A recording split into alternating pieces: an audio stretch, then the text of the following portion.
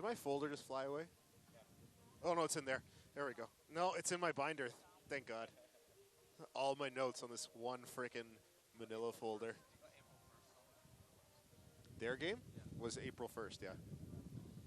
Improvisation, screw that, I'm just making it all up. Improvising is at least like educated guesses. I'll just be like, all right, so now the players are all Maple Leafs players. There's Mitch Marner streaking up the middle. Billy Cheesesteak. Just make them all Game of Thrones characters or something. Jon Snow stands his ground in net. So is that, are we using what, like our practice run? Did you tape that? So we're golden?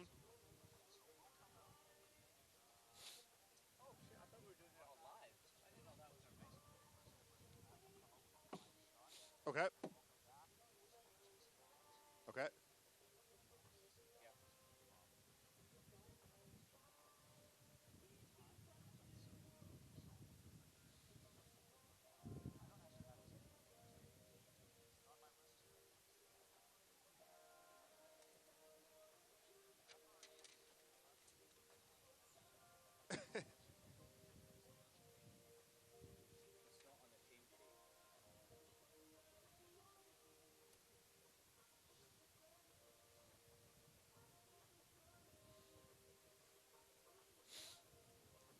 Yeah, it's nice, more relaxed. So we got what we just shot, and then we're in a 2-minute commercial, and then we're live. So we're like, boom.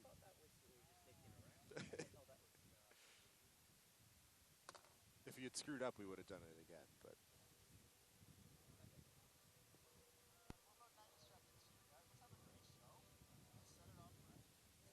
hey, we getting our pregame photo, Terry?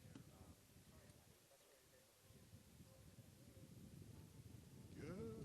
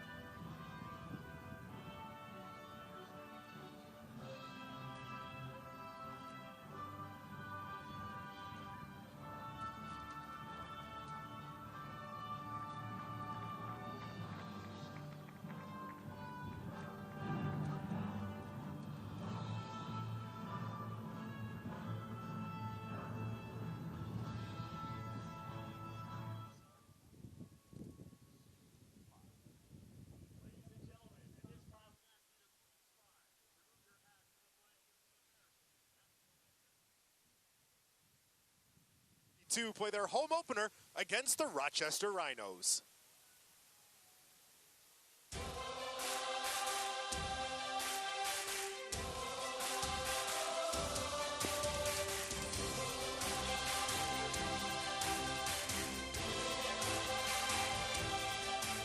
Don't let that bright sunny sky fool you. It is blistery, windy, and cold here in Toronto as the Young Reds open the home campaign of the 2017 season with a date against the Rochester Rhinos here tonight.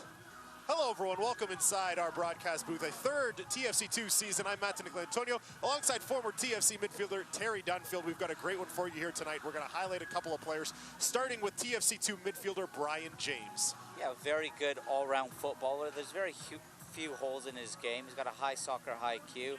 This season so far, he's shown a nice versatility. He's played as a defensive midfielder and also in an attacking role. Tonight, we'll see him play sat in front of the back four. On the other side, the key piece on offense for the Rhinos will be Darius Madison. I like him. He's quick, mobile, works his socks off. He won't give the back three a second of time on the ball. Also, he's got a good eye for goal. Scored a very good goal against Bethlehem last week. Let's take a look at the starting 11s for both sides, starting with the home team, TFC2. Angelo Cavalluzzo in goal, and a newcomer up front, Icom Andrews alongside Spencer. Yeah, he comes in from Trinidad W Connection. One change from last week, last game, Endo, he'll play inside today. TFC will play a 3-5-2 system, something similar to how the first team plays. And the Rhinos will line up like this. Thomas Gomez making his second start of the season, mentioned Madison, and he will have a Canadian running alongside him, Ryan James. Yeah, the Rochester Rhinos will play a 4-4-1-1 system. Ryan James will link up with Madison up top. They play a high pressing system, and they're very direct getting it into their front two. Should be a good one here tonight. The Young Reds looking for a first victory in a home opener in their young career after drawing 2-2 with Pittsburgh last season. Lots more still to come. Stick around with us here on USL Soccer.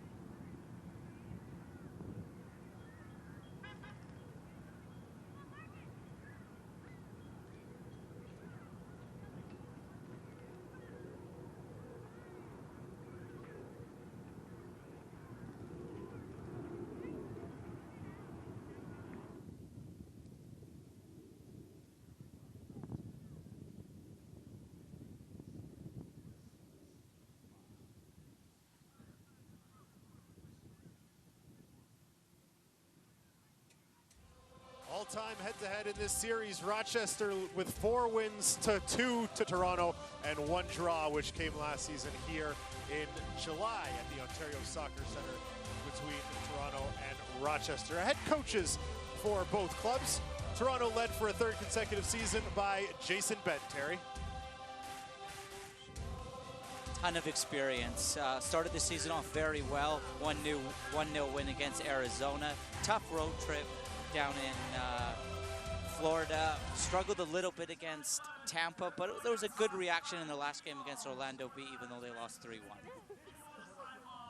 And for Rochester, it's Bob Lilly. This is his 7th season at the helm of the Rhinos, former manager in Montreal and Vancouver.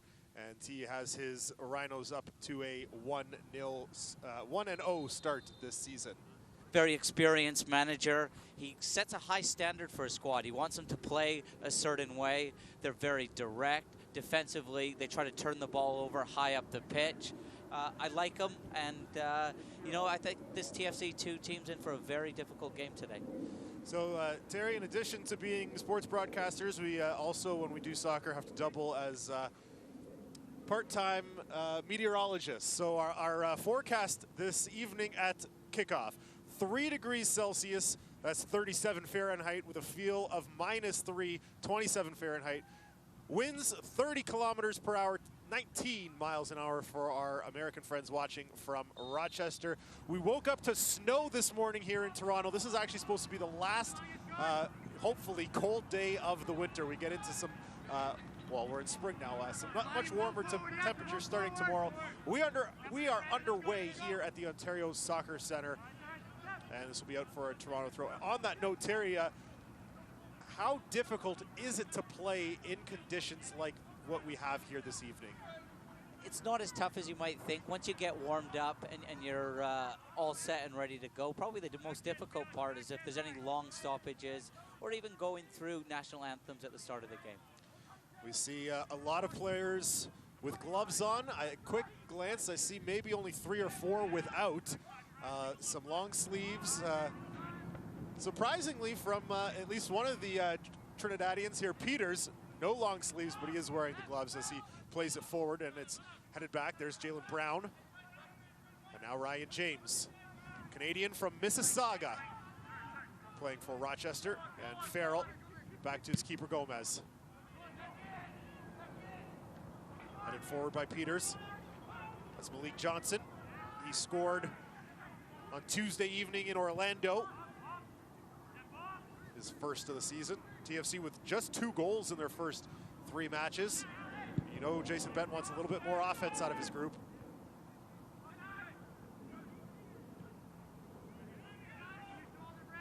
Yeah, this is the first time Ben Spencer and Icahn will play together. I think they'll fit nicely together. Icahn will be that threat in behind. Spencer will be that big player that tries to link up things up top. There's Jalen Brown playing it now for Dover, another Canadian, one of 2. That's headed away momentarily, and now cleared by James. Over to Telfer. Important header there from the captain, Mitch Tainter. Great ball in from Brown from the right-hand side. The shape on it was perfect. Wallfall, number 17 for the Rhinos. Strong player in midfield out of Germany. Jason Bent singled him out in his pregame comments as a player that his squad will need to be very aware of. Rightly so. He's in the Nzonzi type for players that follow Sevilla or the Premier League, who used to play for Blackburn. I think he's arguably one of the best midfielders in the league. He'll just sit in front of the back 4, keeps his game simple. Him and Forbes formed a good partnership in midfield. Dover trying to run onto it. Aggressive challenge there from Peters, and it's going to be ruled in favor of Rochester.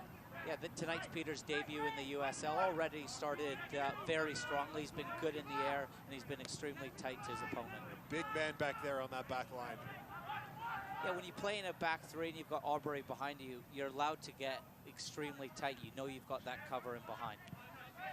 Farrell playing up now for Dover. Dover from Ajax.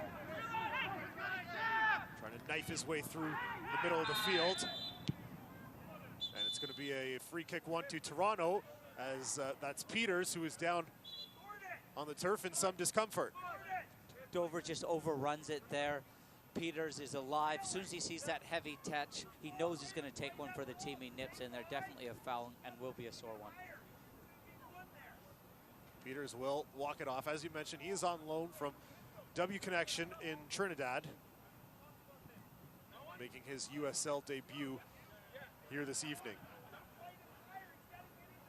TFC have Icahn, who signed permanently up top. Both of them came in, had very good pre-seasons. Also, John as well, he's in the squad.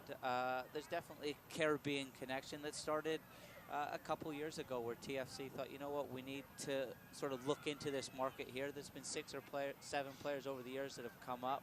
Also, Stephen Hart, ex-Canadian national team manager, was down there. So it's a nice little connection. It's no pun intended. Get another look there at the yeah, you just collision. We just see Brown overrun it there. Quite good defending from Peters, who was just waiting for that heavy touch. In fairness to Brown, the movement up top wasn't great for him.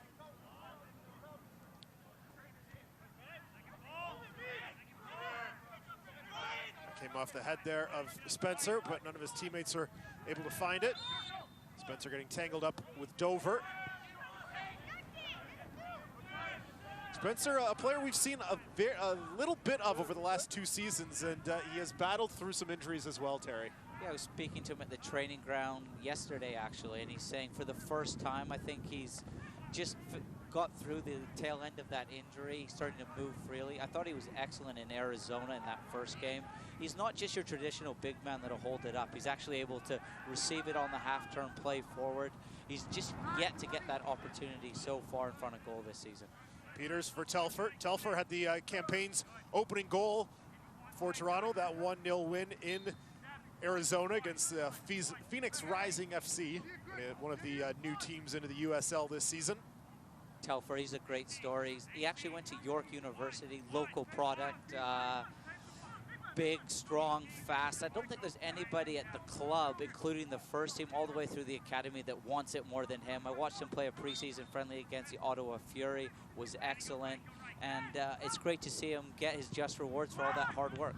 For those unfamiliar, York University, probably about a 10-minute drive or so, 10 to 20-minute drive or so from this stadium, so not a long trip over from where he used to play for Ryan Telfer. And not quite W connection, but there's definitely a fantastic scouting network that goes on at TFC. Also analytic team, no stone unturned, as they say. It's headed forward by Dover. Jalen Brown had a touch to it as well. Brown with it again. Wall there, pushing it forward. Peters able to free it up. Aubrey in connection there with Madison. That's Brandon Aubrey, TFC's first round pick from the MLS Super Draft this year. They seamlessly fit into this back three. Jason Bent's gone from a 4-3-3 system with 2 wingers last year into this 3-5-2. Brandon Aubrey, he's got excellent distribution on the ball. He reads the game well. He's been excellent since coming to the club. And we were speaking about players who, coming from climates probably not used to playing in temperatures like this. Brandon Aubrey, another one of those, hailing from Plano, Texas. I'm sure there are not a lot of days where it's 27 Fahrenheit down in Plano.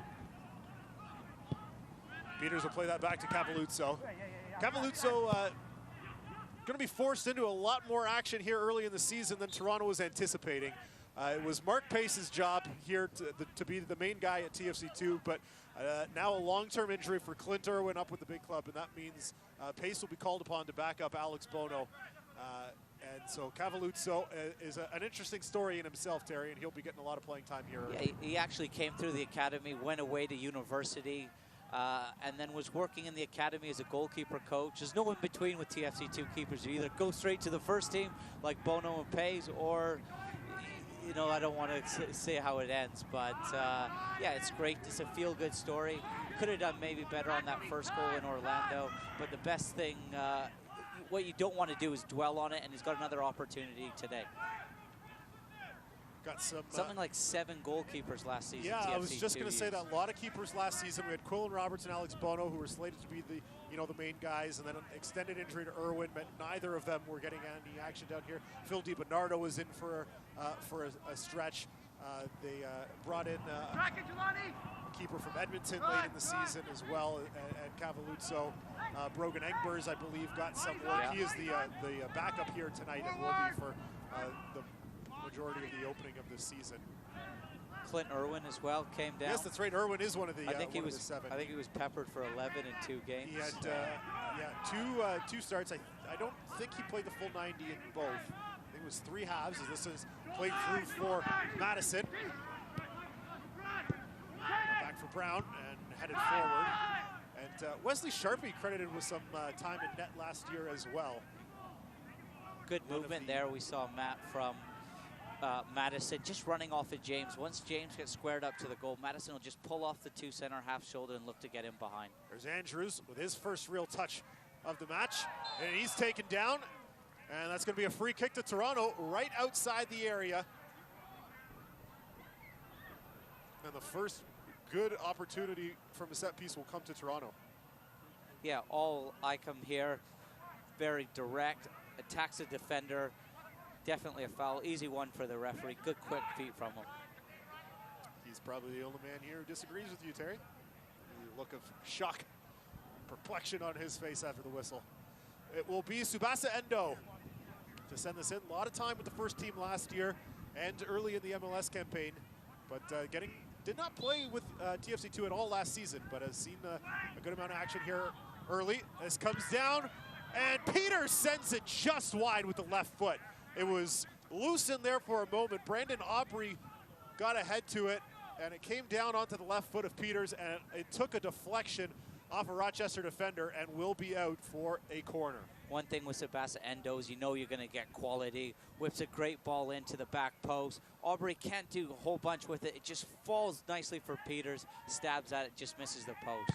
Went off the leg of Jalen Brown. Corner swung in. Oh, and that's just wide off the head of Ben Spencer.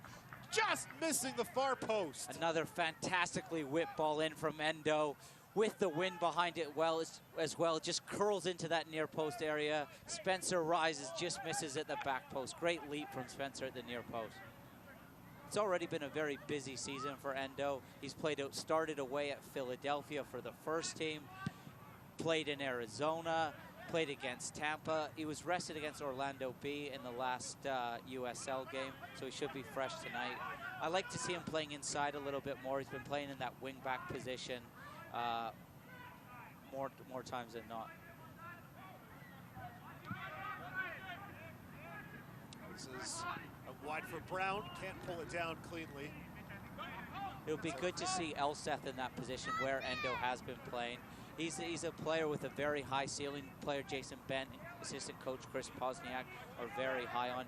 Possibly even talking about him if it goes to plan getting first team minutes. We're speaking of first round picks for Toronto. Endo, the first round pick, I believe 9th overall in the Super Draft in 2016 for Toronto.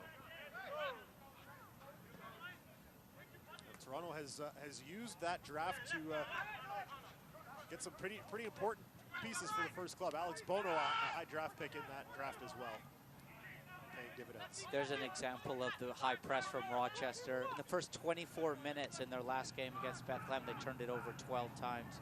It's important that the TFC2 players are aware of it, have an idea in their head when they get the ball. They're going to need 4 or 5 quick passes to play out of that press. There's Dover. Skipper Forbes. Jamaican international, 3 caps. There's Farrell. Dover. Dover whips that in. Aubrey gets a touch to it. Madison was unable to, and there's a left-footed strike from Wall, and it's over the goal. Let's take a look, rewind 2.5 minutes here to Endo's corner. Young Japanese player whips it in. Ben Spencer, you just see him, great leap from him. I think he's going for goal there. Just gets enough on it, glances off his head. That's 2 good opportunities off set pieces. Something this season that Jason Bent is looking to improve on. Is that the approach you like to see there from Spencer, going for goal from that spot? I think so. I think he's looking just to get a contact directed to that back post. If someone comes in and gets a touch on it, great. But I like to see in-swung corner kicks, like a right footer there, on the other side obviously a left footer, especially when you have that wind behind you, Matt. So it looks like it will be Endo to be taking these set pieces tonight. We have seen some pretty talented set piece takers come through here the last couple of seasons. Boba Booley did a lot of work with that back in 2015. Last year, a lot of Raheem Edwards. Both have graduated up to the first team, and Edwards playing a different position, but really taking the experience he got here with TFC2 last season to his advantage. Yeah, he was on the bench for MLS Team of the Week. I think this wing-back position might not be his perfect position, but he's adapted well. When Justin Morrow's injured or can't play, hopefully he'll be that go-to guy, and he's had an excellent start to the year. He gives you a little bit more attacking presence out there. James sends that up the right side for Brown, pushes it into the middle, and it's pushed back out by Mitch Tainer. Now crossed it again in the air, headed away by Alseth. Sent back in, Brian James there to meet it. It was a very good first ball from Brown. The second one, he just puts it into the mixer. I'd like to see him really get his foot around it. Dover, cross off the head of Peters. And this will go out for, I believe they have ruled a Rochester corner. That is their first of the evening. Some of the link-up play between Dover and Brown has been very good in the first 15 minutes here. And with the sun setting, can really feel that temperature starting to drop here. As we are just shy of 8 o'clock Eastern time. As you say that, all the cameramen are nodding their heads. Might have to throw the toque on in the second half for the later stages of this first half, as that corner swung off the foot of Fall. You might need to explain to the American viewers what a toque is. I think they call it a beanie. A beanie? A winter hat. In England, it's a woolly hat. A woolly hat. Thought I had put that stuff all away for the season, including the winter boots, which have made an appearance tonight as well. and hopeful to throw them right back into the back of the closet tomorrow. Fall's doing an excellent job there, just screening the back four for Rochester. It's very difficult for Spencer once he gets sandwiched in between him and the center halves.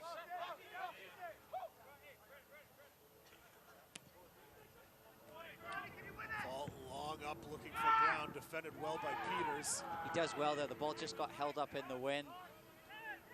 Brown's been excellent so far. You can see what Fall was trying to do. Just put it in behind that.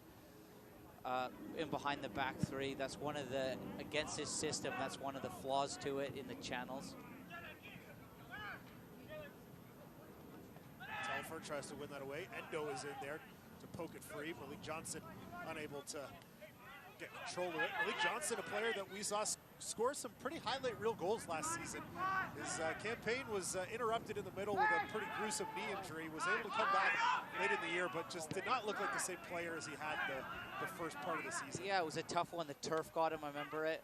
There's no in between with Malik Johnson. I think he just needs to find that consistency to his game. He's either unbelievable, he's going to stick it in the top corner, or the game kind of passes him by. He also struggled a little bit after, at that point in the season, teams really started to zero in on him, realizing that he was a playmaker and a guy that the offense was going to funnel through, and just didn't seem like he was able to create separation from the extra defensive attention he was receiving. That's better from TFC. It's taken them maybe 17 minutes to put a few passes together, find that extra player in midfield.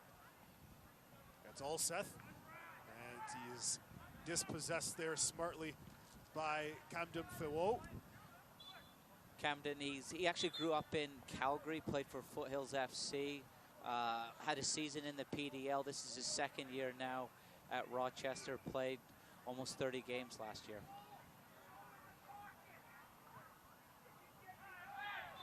Always love calling a Rochester game, and we have head coach Bob Lilly down to our left here. One of the more animated coaches in the league, always up on that sideline yelling instructions to his players.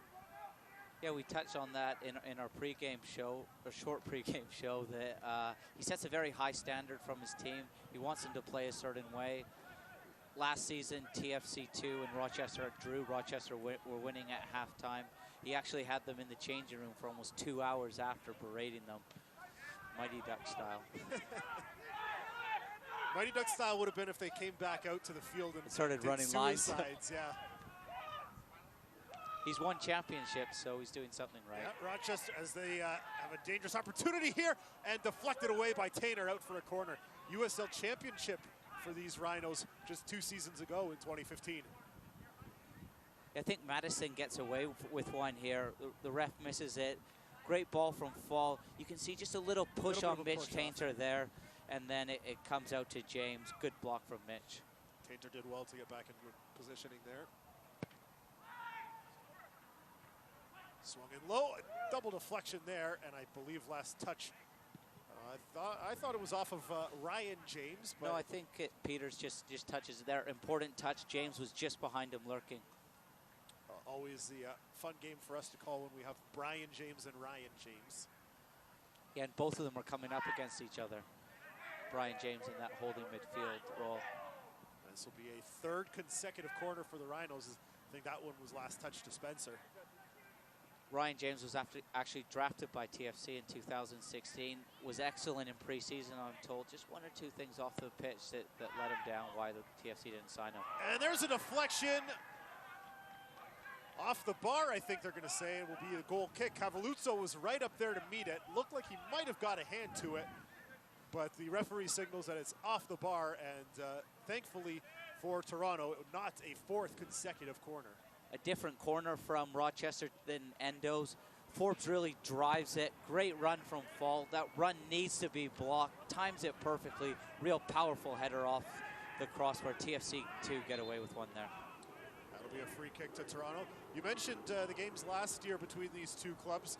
One of the more interesting games we saw last season, back on June 11th, Toronto coming away with a 2-1 victory. All 3 goals being scored in the 77th minute or later. Luca Uccello was right off the bench, and I believe a minute into his appearance, he found the back of the net to make it 1-0. Malik Johnson scored to make it 2-0 in stoppage time. And then Joseph Farrell, about 90 seconds later, made it 2-1. Just an absolutely furious finish to that game. And I know you remember it fondly. James there shows one of his strengths. He reads the game extremely well. He's got technique to back that up. Great first touch. Just needs to put a couple of passes together, put his foot on, bring his other midfielders into the play. Doesn't need to be too direct.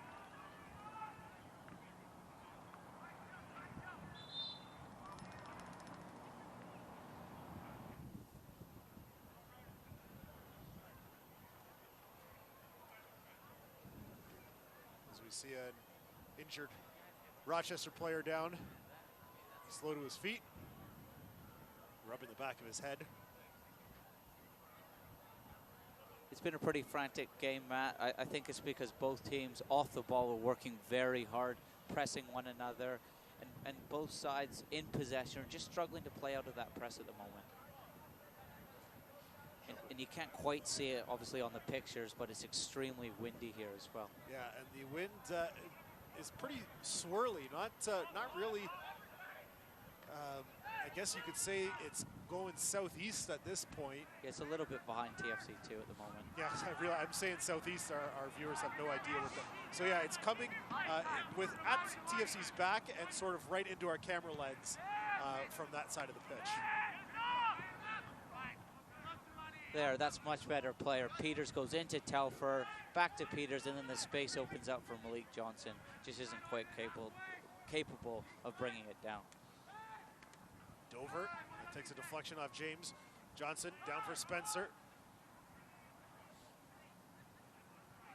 Into the middle for Endo. Endo is fouled and will be another free kick here to Toronto. Endo's just too quick for the big center half, Felix. Picks it up in a very nice pocket. I like to see him there, how direct he was. He could have easily gone out wide to Alseth.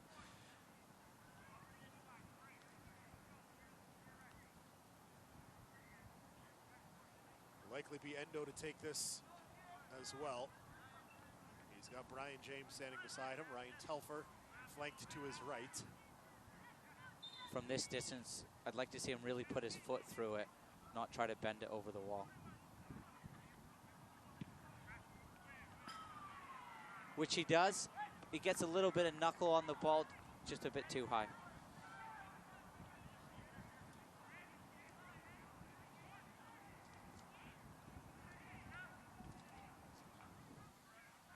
Fans, stay up to date on the latest USL news and information from around the league. Tune into USL Coast to Coast with Mike Watts, Mondays at 9 p.m. Eastern on Sirius XM-FC, Channel 85. Also, don't forget Sirius XM-FC will air USL Game of the Week. Check out uslsoccer.com for dates and times. Good header there from Aubrey. I'd expect him to win most things in the air over top of Madison. Comes nicely into Ben Spencer. This is what Ben Spencer has to do. Give TFC a chance to get up the pitch. He's got to get hold of it. Just comes off him.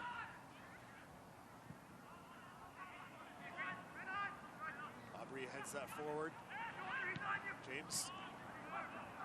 Zendo. Chipping forward, looking for Andrews. Andrews has it. Andrews into the area, just could not get it under control. And takes a kick at the snow you see in the background, the perfect backdrop for this Canadian soccer match here tonight. Nice change of pace from Icom Andrews. I like it. I like that threat in behind. Just a little bit too unlucky, can't get there. Don't want to harp on the weather too much, Terry, but really it's been a while since a professional soccer match in Toronto has had decent weather. We look at TFC's home opener last week, torrential downpour. The MLS Cup game in that bitter cold back in December. The Eastern Conference Championship against Montreal, also in a torrential downpour. Today, the cold and the snow this morning. At least we're playing at that time of year, though, so that's a good thing. Yes, it's definitely, you know, you count your blessings that you're in that game on December 11th, but would surely like to have some better weather. When she said. Yeah, one or two niggly fouls, just killing the momentum of the game. Has become a little bit start-stop. And that's what you had mentioned would be the difficult part of playing in this temperature. we don't have a lot of back and forth at this point, which, like you said, would get that blood circulating and really warm the body up. It's no fun for the subs either. There's some cold feet on the bench. Yeah.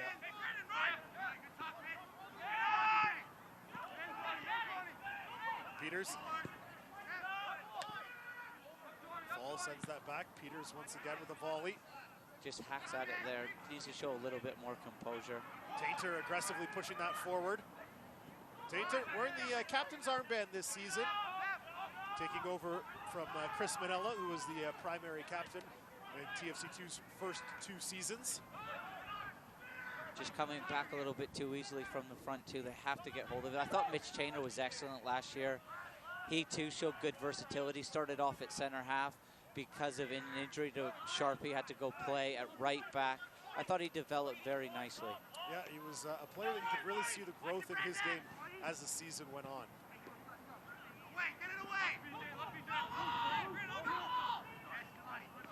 Peters a smart play there to send it out off James. We touched on him, Matt, in the pregame show. Brian James, he's had an excellent start to the year.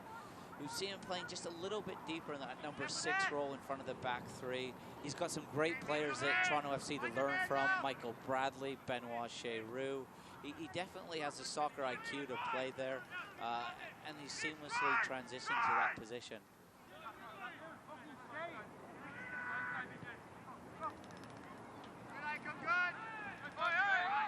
Once again, that's out to touch. That's a good characteristic of Andrew's game. Good to see him working hard from the team, tracking back there.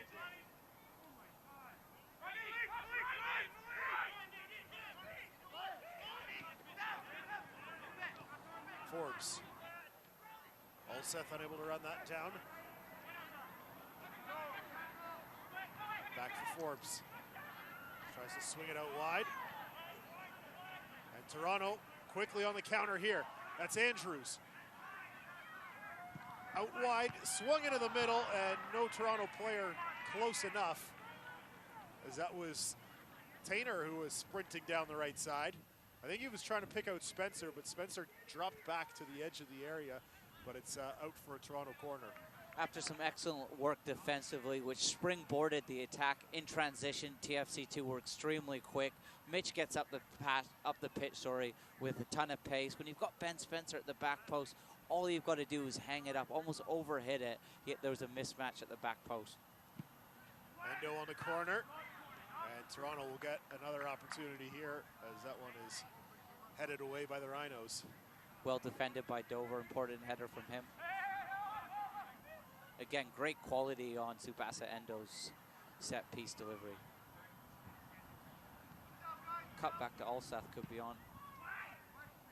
Trying to pick out Tainter there, and that's once again headed over the bar by the Rhinos, and it will be a third corner for Toronto. They're going to swing it over to the near side this time, I believe. The referee is motioning Endo over to the far side, or the near side of the pitch from our vantage point.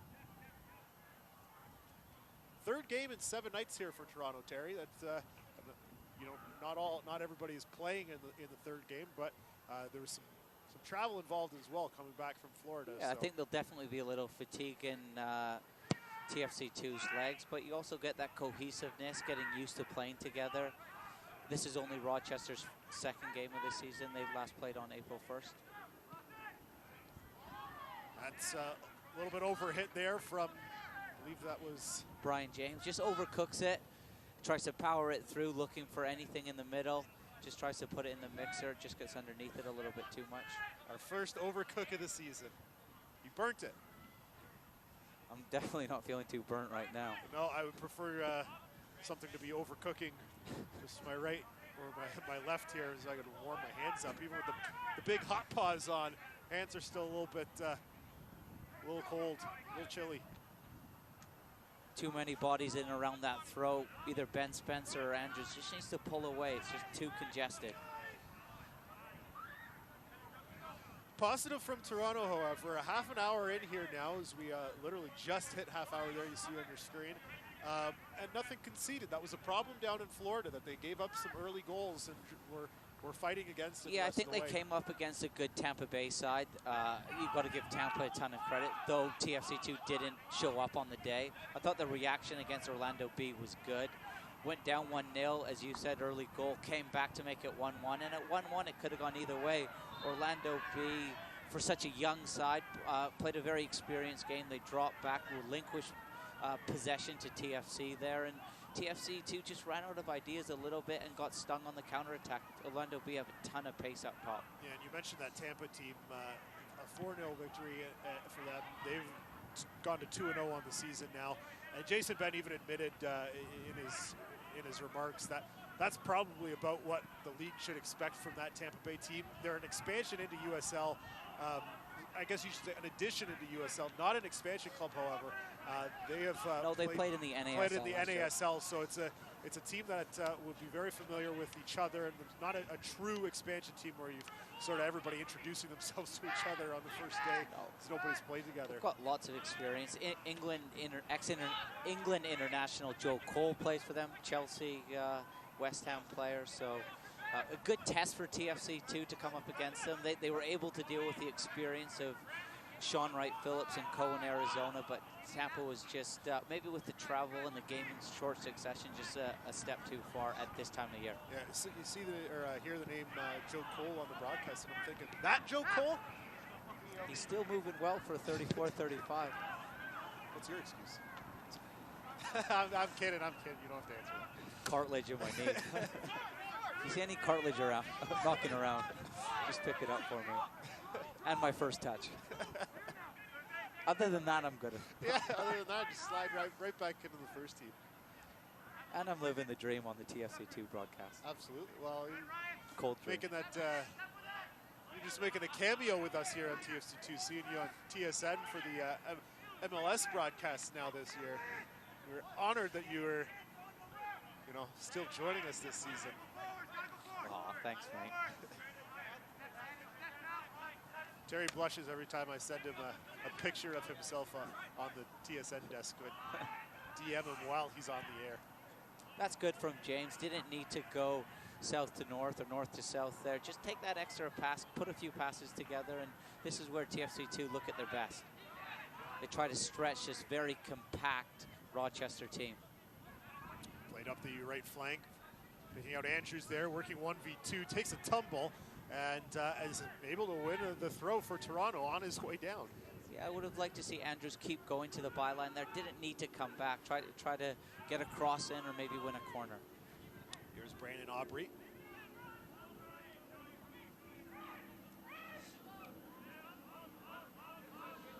So we pushed all the way back for Cavalluzzo, who's well out.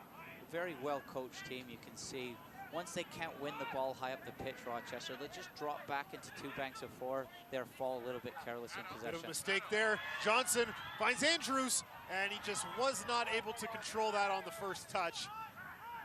And ended up with a weak left-footed sort of push kick. And we're never threatened goal. James does well to win that back for Toronto there, but Endo not able to control. Now it's Aubrey.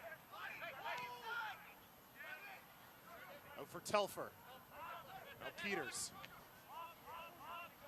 Malik Johnson did very well. Fall loses possession too easily in midfield. Malik Johnson's on it in a flash, and the weight of the pass was perfect. It just held up on the turf, just a touch. This turf is very slow at the Ontario Soccer Centre.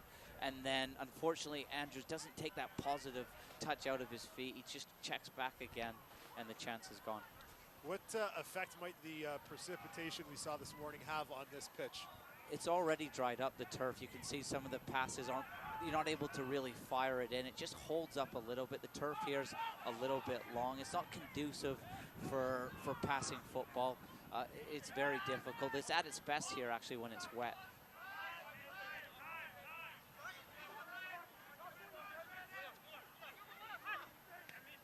I actually played in a charity game last year, and I was like, right, I'll see how bad this turf really is. And to be honest, firsthand actually having played on it, it's not great. It's quite slow. It's very spongy.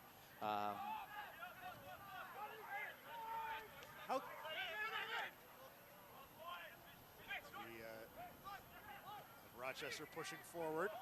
I was going to ask you another question about the pitch, but good defending that's not exciting stuff. Good defending from TFC2 though. They just collapsed into difficult shape to break down and stopped anything going through that direct game channel.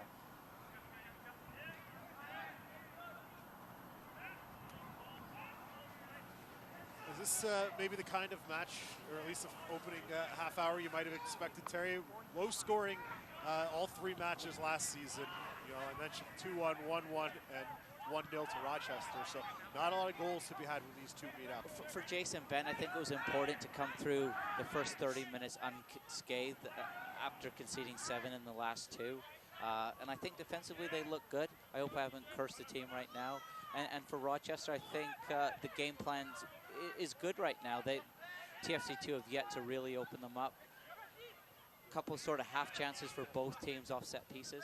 That was another thing that we saw a lot last year. Anytime you or I mentioned something, the exact opposite usually happened within the next 2 or 3 minutes. I do like the combination of falling forwards in midfield for Rochester. I think they work off one another well. They've got a nice balance, and it's not easy playing against an extra midfielder that TFC2 do have. Tainter does well there to defend the ball and win Toronto the goal kick. I think both Trinidadian players, Andrews and Peters, have come in and have had a good start. They've been solid. I think Peters has been aggressive, won his headers, very rarely not found a red shirt. And I like how Andrews is threatening him behind, just needs to clean up 1 or 2 things. Andrews pushes that back for Tainter. Out wide for Alseth. Andrews again. Loses it there to Forbes. Fall. Tug from Johnson. Now Farrell.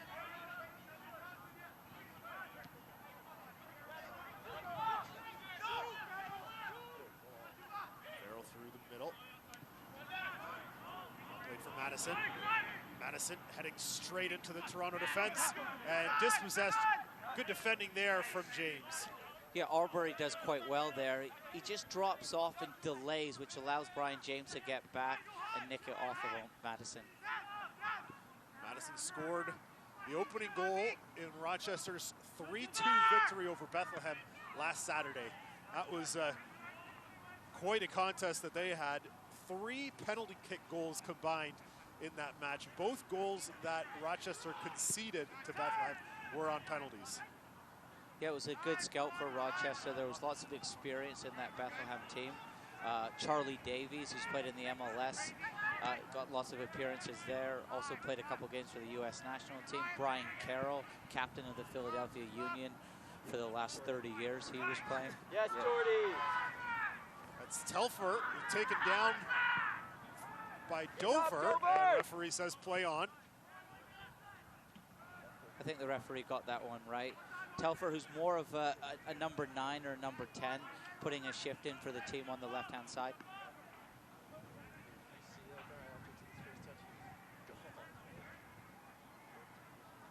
Yeah, Telfer, great first touch.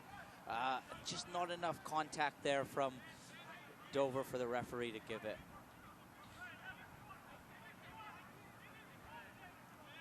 Telfer throws in for Spencer. They'll do it all over again.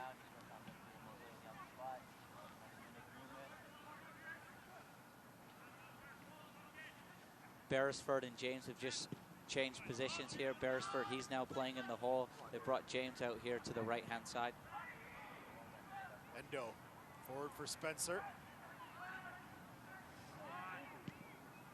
Good pressure from the TFC front players to turn over possession there. There's Endo. For Andrews, failed to connect there. This will roll harmlessly right to Gomez. A coach will never be negative or have a go at a player when he tries to be positive like that. Endo could have taken the easy option, come out to Telfer here, but he tries to pick out Andrews between the line, just misses with his passing touch. Have you liked Endo's game so far tonight? I have done. I don't think, if I'm brutally honest, when he plays wide in that wing-back role in a midfield 5, I don't think it suits him. I think he's better either just inside or playing in a 3 up top. His best attributes is obviously his quality, his delivery. It's a difficult position, that wing-back role, just finding the right balance defensively, that starting position, and I think that's offside. Yeah, the linesman calls for it. The referee's just playing an advantage here, Matt. Playing that wing-back role, when to press high, when to drop back into that sort of full-back position. It takes time, but I'm sure with experience, you'll be able to figure it out. All Seth so far has done extremely well. Cavalluzzo runs out to meet that, as we are under.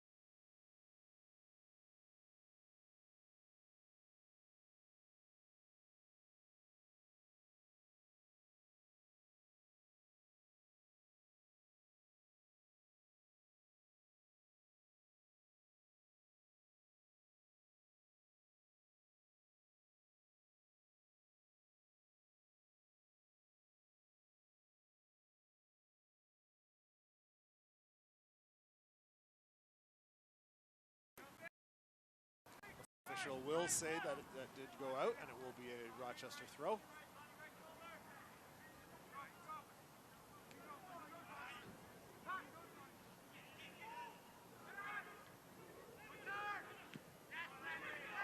Comes for Spencer here. He sees Andrews, carries forward himself. There's Johnson. Telfer. And no. Stutter step there to swing it out wide for Alseth. Endo does really well there. Just before he gets it, Matt, he checks his shoulder. He sees the Rochester midfielders just half a yard off him, so he can take that touch and play wide. And without that check, he's likely dispossessed, and Rochester's countering up the field. Or he tries to force it, and the Rochester player just nicks it off him if he plays it first time.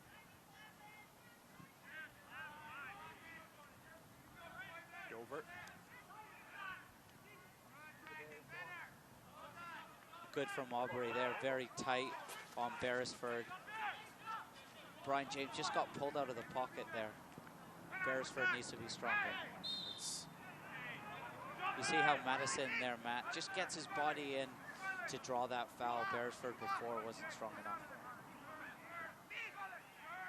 Good gazemanship there from Malik Johnson not to allow that quick free kick, just stands over top of the ball. It's Canardo Forbes who will take it. He's been the set piece man for the Rhinos tonight.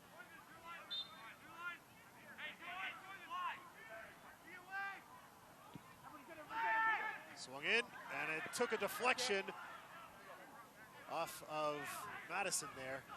And that'll be out for a goal kick. Great ball there from Fords. Madison gets half a yard on Aubrey there. He should be a goal. He needs to hit the target. Soccer fans, Nike is an official sponsor of the USL. For more information, visit NikeSoccer.com. Jason Bett mentioned this in his availability, media availability yesterday, that it's a different looking Rochester team than what we've seen last year. They've lost their two big strikers, their top goal scorers, Christian Valesky and Steven Dos Santos. Valesky now in St. Louis, and Dos Santos just up the 401 in Ottawa. So a different looking attack from these Rhinos this season. Yeah, Valesky had a good first week in the USL Player of the Week. Dos Santos, big, strong target man, Brazilian. I like him. I think he'll be a handful he is a handful for most defenses. So yeah, they're a little bit quicker, they're a little bit more dynamic. I think that'll help them press teams higher up the pitch. And we've seen Madison, he's got a real quick change of pace. He lost Aubrey there on that set piece. He'll need to be watched. Just 1 minute of added time, as you see on your screen there. Tainter. And that's out for a goal kick. And Cavalluzzo will likely milk as much of the clock here as possible. Just boot this off, and we'll be heading into the locker room shortly.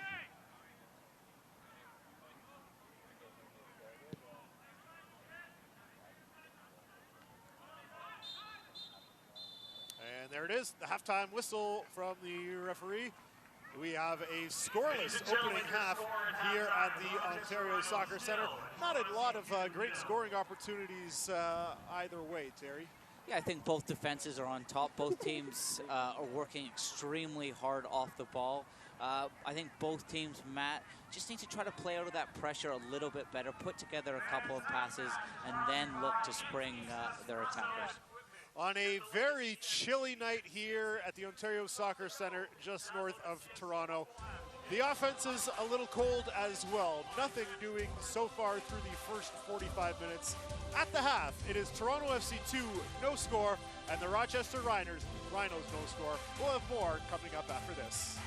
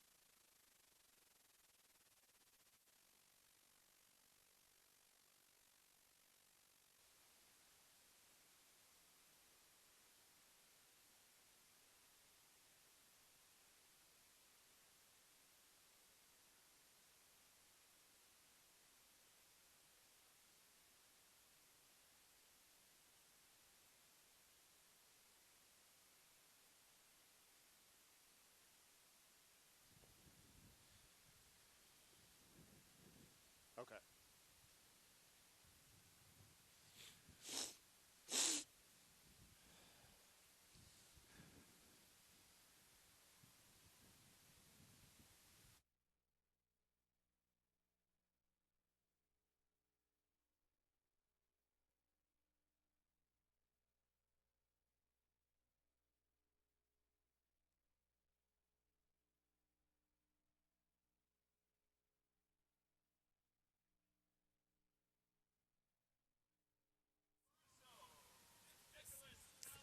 Welcome back to the Ontario Soccer Centre in Vaughan. At the half, we are scoreless between Toronto FC 2 and the Rochester Rhinos. Inside the chilly broadcast booth, Matt Antonio with Terry Dunfield. Terry, we mentioned just before the break, not much going on offensively on that opening 45, and that's probably how the game script was drawn up by both coaches. Yeah, both teams were looking to stop one another from playing out of the back too easily and look to turn over the ball high. Most opportunities came from set pieces. Both have two good set piece takers. Here we see the Trinidadian Peters just miss. He's been excellent so far. Endo's quality's been very good. Here, good ball in from Fall. I think there's a foul on Mitch Tainer from Madison. Should have been given. Good block in the end by Mitch Tainer to prevent the shot on goal. Here we see it's a great ball from Forge. You can't quite see his delivery. It's a ping into the box. Fall times his run perfectly. Goes over top of the crossbar. TFC2 need to do a better job picking him up on corners and set pieces. Good defending there from Aubrey. Just drops off on delays, which allows Brian James to get back and nick it off of Madison. Madison's probably been the liveliest player up front for Rochester.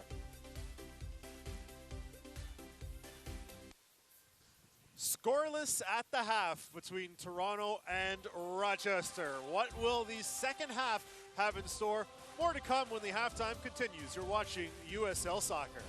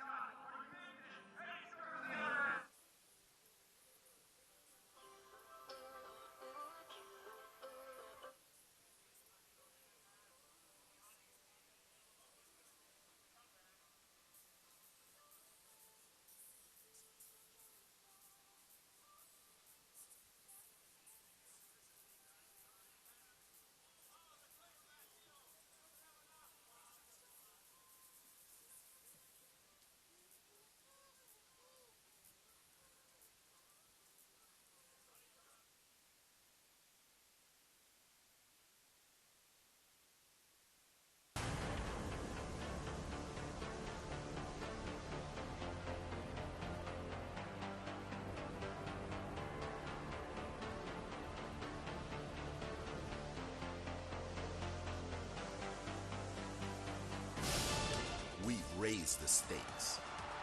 Expectations are high. Our biggest season yet will break records with elite players and future stars, innovative technology, and new homes. We're growing the game in our communities and across the nation. Are you ready?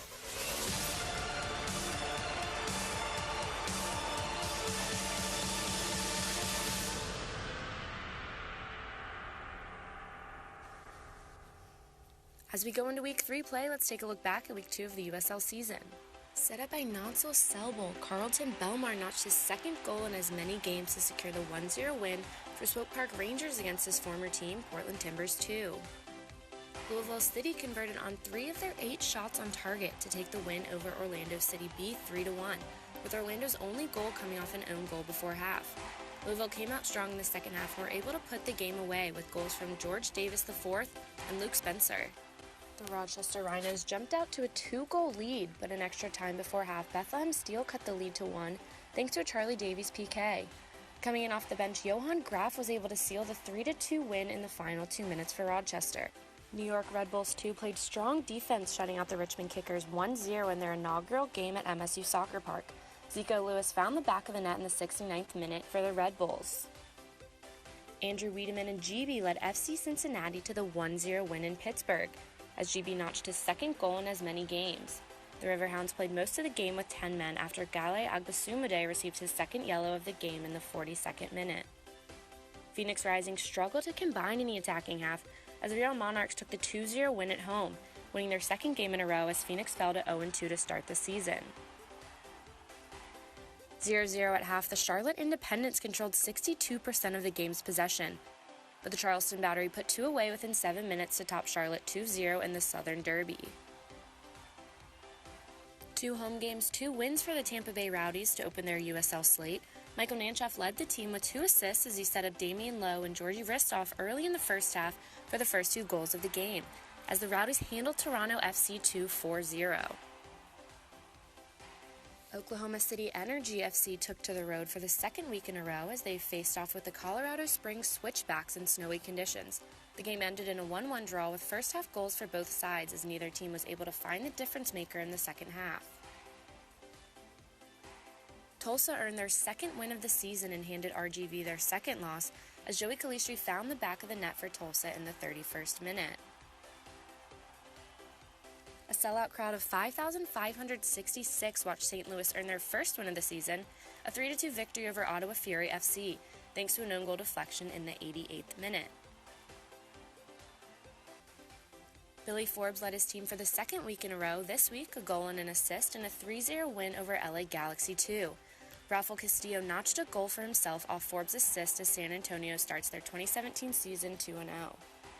Brennan Griffiths will be the name remembered for Reno 1868's first goal in the history of the club, but neither Reno nor Vancouver Whitecaps 2 could completely pull away as the game ended in a 1-1 draw. Wilson Nishon Sammy Ochoa led the charge as Sacramento Republic FC delighted a sellout crowd of 11,569 fans to a 4-0 win over Orange County FC. Nishon finished the game with 1 goal and 1 assist, combining with Ochoa, who finished with 2 goals.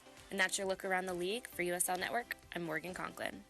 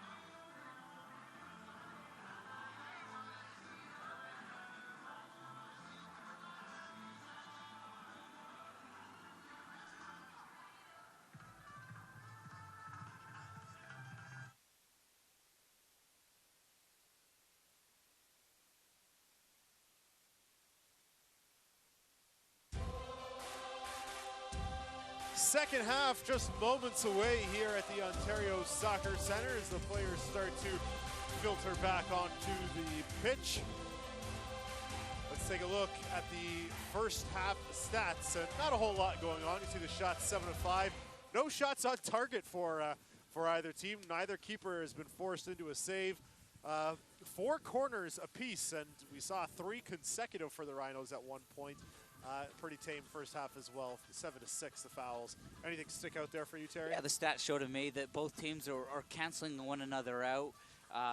They're trying to turn the ball over high up the pitch, and it's become quite a choppy game. Probably the best chance was Fall's header off the Forbes corner kick that hits the crossbar. For TFC2, it's been, you could say, a challenging start to the season. I guess their preseason was really disjointed. Between players being in the main camp with the first team, and a number of players off to Italy for a tournament as well. Head coach Jason Benton didn't really have a lot of time with his guys in this preseason. Good point, Matt. I think he only trained twice with the team all season and his boys. The first team went to Los Angeles for 2 weeks. They went down to Florida, to Tampa for 2-3 weeks. So there was lots of travel within the club. The TFC3 team, which has been rebranded, which is mainly an under-20 team. They went to the U20 Viareggio tournament in Italy, a very prestigious one. Actually drew with Juventus, had a great result there. So the players were going here, there, and everywhere. And at times, Jason Benton was working with 4 or 5 players. So it's not been easy for him. Even now, there's a big tournament in Dallas, U20 tournament for the U20 team at the club. So players like Uccello, Aiden Daniels, Liam Fraser, Sean Hundell. They're actually leaving tomorrow morning for the tournament in Dallas that TFC have qualified to get through to, which is, again, another prestigious. So things are going really well in the academy. It's not been the easiest preseason, as we said, for coach Jason Benton and his assistant, Chris Pozniak, but the team's still, I think, coming together nicely. It's not been easy. They've also transitioned into a new system. They're now playing 3-5-2. See the players back on the pitch here now, and I'm seeing a lot more sleeves than we did in the opening half. Goalkeeper Thomas Gomez for the Rhinos has put on a long sleeve turtleneck underneath his jersey. A couple other players with long sleeves on now as well. Brandon Aubrey, I think, is the most brave man on the pitch here tonight. No gloves, no sleeves. Endo as well, no gloves, no sleeves. There's the center back unions. They think they're big, tough guys. Yeah. Nicky Hagland, in this weather, he trains in just a pair of shorts and a T-shirt as well. Yeah, Ben Spencer wearing the long sleeves, but no gloves on the hands. Terry, is it? We might see, I think, Sergio Camargo that just was actually looking over. Yeah, it looks like he's going to come on now. What do we think substitution-wise? New for this season, USL is adopting the 3-sub rule, whereas in prior seasons it was the 5 substitutes per team rule. So only 3 subs at the disposal of Jason Benton. And it looks like we're going to see 2 straight away here from the Young Reds. Yeah, I like that change in the rule. At the end of the games, sometimes we'd see 8-9 substitutions in 10-15 minutes, which would really make the game disjointed, and you'd really lose the flow of it. And if you're leading by a goal, you can really disrupt you bring out 3 guys in the last 5 minutes. Disrupt any momentum. Fans, stay up to date on the latest USL news and information from around the league. Tune in to USL Coast to Coast with Mike Watts, Mondays at 9 Eastern on Sirius XMFC Channel 85. Don't forget, there's the USL Game of the Week as well. Go to uslsoccer.com for dates and times. As we see Brandon. Mitch Tainter, he's come off, and Brandon Onkonye. He was actually at Montreal last year. He's had a bit of time, came on already this year. And then we've also seen Sergio Camargo. He's come on into midfield for, just double check here. Trying to see who I don't see on the, is it Malik Johnson who's come out? Yeah, Malik Johnson. I actually trained with Sergio Camargo. He came through the academy, was probably close to getting a first-team college, decided to go down the university route, went to Carolina, Syracuse, played in the PDL. TFC kept an eye on him, and they've now signed him to a homegrown deal. He's had a hip injury. Sorry, Matt, he's been out all preseason. This is his first minute so far, but a very smart midfielder, box-to-box player, very comfortable on the ball. He also has that pass that could potentially open up a back four.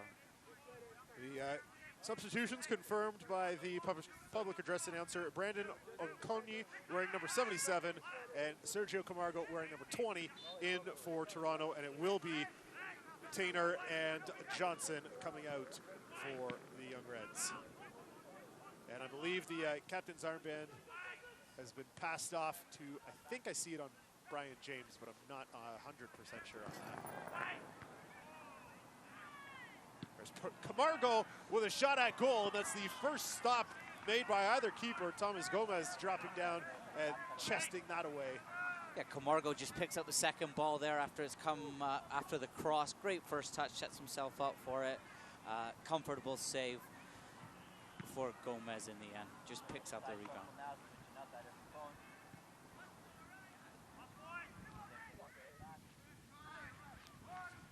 Good decision from Cavalluzzo. It looked like he was going to come for it. Allows Aubrey to deal with it and head it back.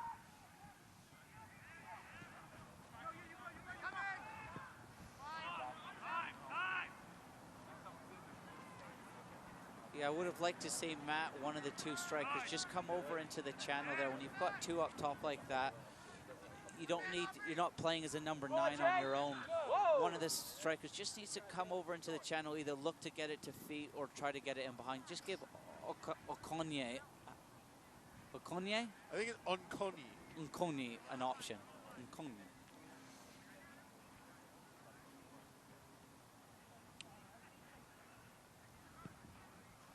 So two, Terry's still practicing under his breath here. 2 substitutions for Toronto, none for Rochester, as we see Andrews with a shot that does not threaten. Do you like the strategy of bringing in 2 fresh bodies right at the half? A little bit worried for Mitch Tainter. I hope he hasn't picked up a knock. That sort of smells of maybe he's picked up an injury. I think Malik Johnson and Camargo's like for like, and I think they're just trying to ease Camargo back into the action after being injured all preseason. So just 1 substitution to work with now for Jason Ben. Bob Lilly has all 3 of his remaining. And, no signs of fatigue so far after the first half of the 3 games that they've already played. He was just going to finish up one of the... That's better movement from Andrews. Sorry to interrupt. See Andrews run into the channel. Now all of a sudden TFC are up the pitch. It's deflected out for a corner. Yeah, I was just going to add Jochen Graf was a substitute last week in their opener against Bethlehem, and he scored the winner in the 88th minute. So that's a weapon that Bob Lilly has in his back pocket. Also have another good player. I watched the last game, Mike Grazzi. I liked him, right footer playing off the left-hand side. Turned the ball over for the first goal high up the pitch. Yeah, Garzi got the assist on the Darius Madison opening goal. That comes off the head of Peters. No red shirt there to get it. Cavalluzzo all the way up near the midfield line will push this back up for Toronto. To Spencer. Now Cavalluzzo's got to get back to his goal. Again, tough ball for Spencer to bring down, but I'd like to see him get hold of it there. Allows the midfielders to play off him. And no. That's picked off there by Camargo. Andrews. Camargo loops it around on his right. Andrews trying to cross in and takes a deflection off the Rochester defender, and it's out for another Toronto corner. It will be their 6th of the game. Comes from a poor square pass from Brown on the left-hand side here for Rochester. Camargo sets a little bit of a trap. He's not stood in there. He's waiting for that square pass, pounces on it, finds Andrews. Andrews is direct and earns a corner kick for TFC2. And no, once again, that's headed over by Aubrey. Rochester gets to it first and will clear it past midfield. Cavalluzzo meets it, and it's Alseth. Trying to lift forward for Camargo. There's Endo. Endo brings it down.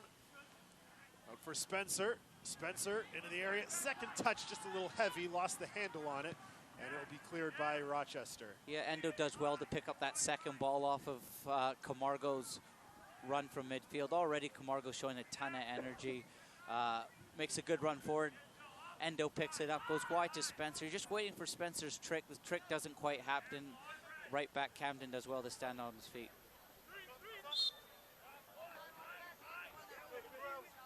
Alseth wins the free kick. Coney. James. Endo. Alseth. Coney. Lifts that high over Spencer, and it's gobbled up by Gomez. Okonie just over hits that one. Spencer was available on the diagonal. It was the right pass.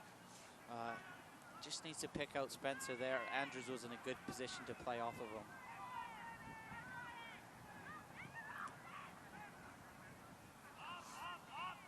Endo back in support. Pushes back for Cavalluzzo. Great running capacity, Endo, on the beat test at the start of the year. Jordan Hamilton won it, but Endo was a close second. You see him getting up and down the pitch. Real box-to-box player when he plays in midfield. There's Spencer. Spencer pushes up for Telfer, and the cross in, and Andrews has it picked off his foot by Gomez. Probably TFC's best move of the game so far. Spencer, we spoke about his ability to link play, picks it up. Instead of going back, he turns with it, finds Telfer. Telfer puts a great ball into the near post. Andrews has to make that run to get in front of the keeper into that near post space. Good hands from Gomez in the net. There's Beresford. Beresford with a strike, and Cavalluzzo handles that easily. It looked like it might have rolled wide if he had left it, but not taking any chances, of course.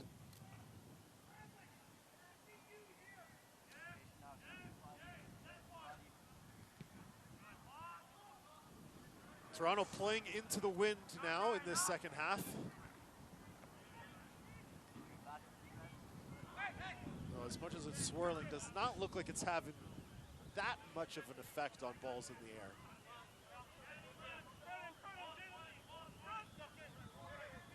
I think Camargo's energy has changed the game a little bit for TFC too.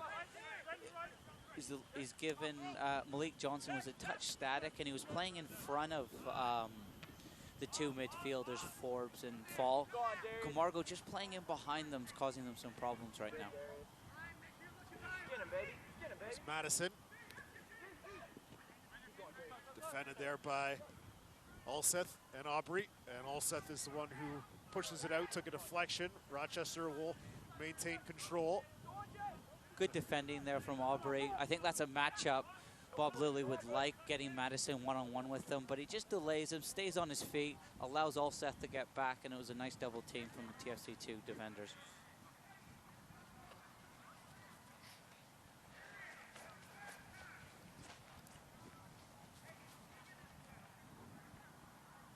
The ice-cold beer tent's not looking too busy, Matt. Yeah. Just a heads up there. Not on this evening, Terry. Once we get into the warmer temperatures and the hot summer days here, We'll try to sneak over at halftime. You can sneak over. If you want to bring me back one, I'm not going to argue with you. To be fair, I don't know if you've got the pace to get back. Well, if you lose any more knee cartilage on the way over there, we'll never see you again. Ooh, poor one. It's very late. Aggressive challenge, yeah. I don't think there was any malice in it. Beresford. I think Telfer was just too quick for Beresford. Just beats him to it. Telfer does really well to nick the ball off of James, and then he's just too quick for Beresford. I don't think he means to really go for him there. No need for Beresford to do that, Matt.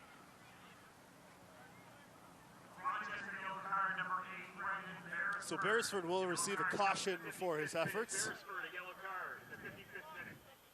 So we are now in the 55th minute. At this stage of the game, concentration becomes very important. Rochester really haven't threatened TFC2's goal a whole bunch, but they do have a ton of pace up top with Madison. They need to be ready for that counter-attack, that quick ball in behind. It's important that Aubrey just gives himself an extra yard to sort of equalize that pace of Madison.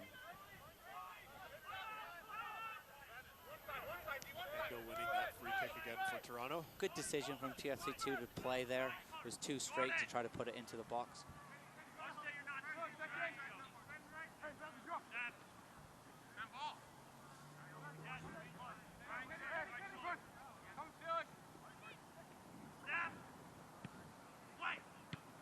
Crossed in, Spencer, the intended target. Rhinos defender in the way. Endo trying to play that through again in a sea of green jerseys. Telfer, his pass is picked off. Just tried to force, just tried to force it a little bit. The shape of Rochester was very good through that direct game channel. Both strikers there, Matt, looking for feet. One of them needs to threaten behind. Just try to stretch this back four. They're comfortable when everything's in front of them. These two teams actually met in preseason. Rochester beat TFC2 3-1. TFC actually went up. We're winning 1-0. Rochester came back in the last 10 minutes against quite a young TFC2 team to win the game.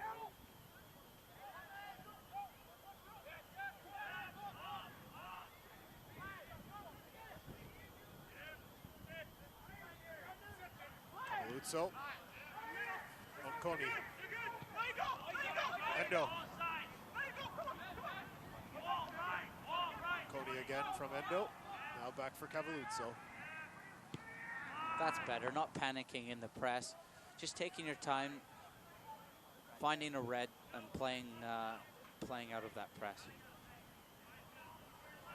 It's Camargo with some speed pushing forward. And well defended there, and he meets the Rhinos back wall, and they are able to clear. Yeah, Forbes does well. We spoke about trying to put together 4 or 5 passes to play out of the press. There we see a perfect example. TFC do it. Camargo springs the trap. He's attacking the back four. Forbes, probably there's a little bit of contact there, just not enough for the ref to give a free kick. Possibly if Camargo goes down there, he gives it.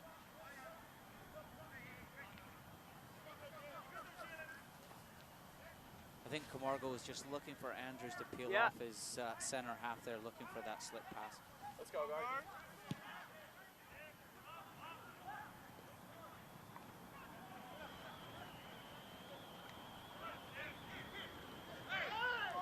It's one back by Onconi. He's got Alseth beside him. Feeds the Norwegian. Clever ball into Endo. Endo, Alseth, Endo. Nice bit of interplay there for James. Swings it out all the way to the left for Telfer, but it's met there by the head of Ryan James first. Telfer able to win it back though for Peters. And now Brandon Aubrey. Yeah, Ryan James does really well there. If he misses it, Telfer's in. I was talking to Octavio Zambrano, the Canadian national team coach today at training. He said he was going to be at the game tonight, so good opportunity for the Canadian players to play in front of the national team coach. That one had to smart. Ball to the face of Jalen Brown. He's got another look. Yeah, it was good of him to face the ball, hey, Matt. Again, we see him just pressing high. Oh, catches I them. cannot feel good in this cold weather. Can't feel good in any weather, but this... He probably doesn't feel it. Yeah, maybe not. If a ball hit me in the face right now, I'm not sure I'd feel it. Don't get any ideas of Terry trying to hit me up here. Good start to the half, though, from TFC2. This is good to see. I think Camargo's helped the team just start to put a few passes together. I like the balance of the team in the second half, especially in possession. Yeah, they've carried the play a little bit more in this second half than they did in the opening 45. Still lacking, you know, if you're brutally honest, that cutting edge and really opening up Rochester. Rochester probably will say that they are comfortable, but there's been a couple of decent passing sequences. It's a Rochester team that last year seemed quite content to, not necessarily to play for the draw, but to come away with 1 point on the road. Their road record was 4-3-8 last season. So 4 wins to 3 losses and 8 draws. So more than 50% of their games. And there's an opportunity for Camargo, and Gomez has to come out and make the save, and it's out for a corner. Great burst from Camargo there. Again, shows his pace, that change of pace, directness, and the defender comes over nicely to end that attack.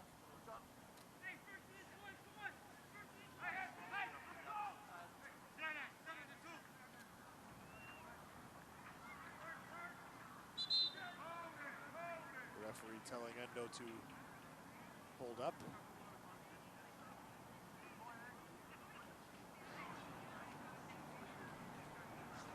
Having some words with players in the area. As we see a substitution readying for Rochester. Get to that in a moment. Endo plays that close to Camargo. Tries to play it into the area, and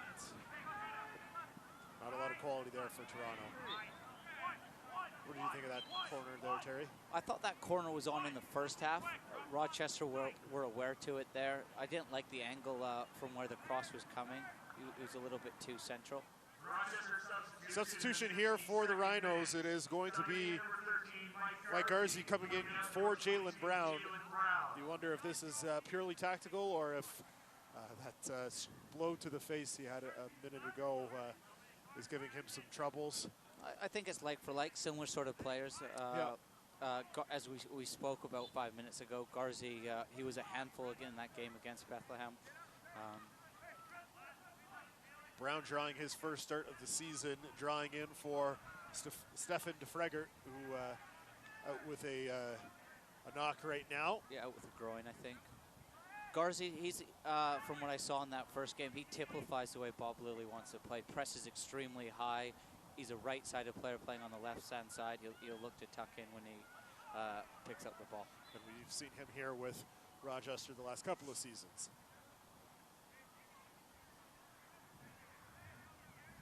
63rd minute here in Toronto. Still looking for our opening marker.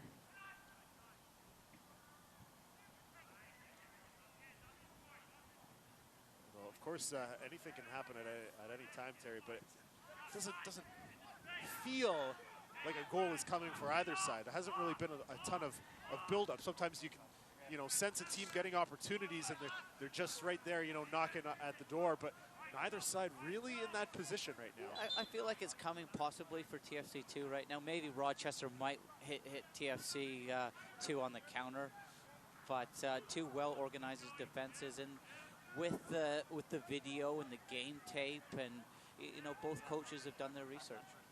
And as we mentioned in the first half, low-scoring games in all three contests last season. The highest scoring game, the 2-1 Toronto victory, no goals until the 77th minute. So certainly no reason to turn away from your YouTube screens just yet. And we thank you for joining us on this chilly Friday evening. You're likely sitting at home at the computer or the television with, like Terry said, a warm cup of tea. Have one for us. Good move again there from TFC2. Ball goes into the big man Spencer. I think he finds Endo, and Endo puts it into the near post, which is extremely well defended. Good to see Andrews get across that near post. There's Brian James. Dances away from Beresford, unable to find a teammate. And good work there from Camargo. Good work and strength as well. Forbes. Forbes is a strong player. Good core from Serge to just hold him off as well and nick possession off him.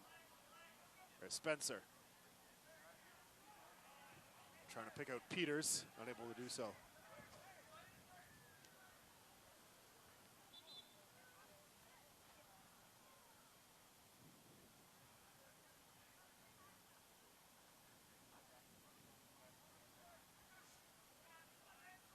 I think what Jason Bent, one change he's made in the second half, is he's really got in Camargo and Endo to just push a little bit higher and almost play off of Fall and Forbes in midfield, neutralize them.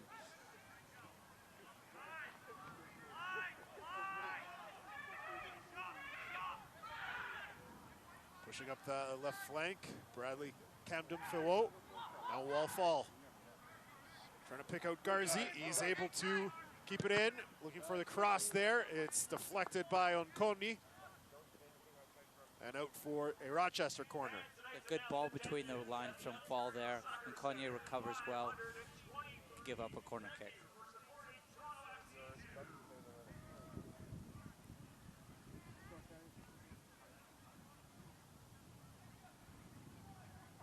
There we see already good movement from Garzi to earn the corner kick. And that one is swung onto the top of the goal and out for the goal kick.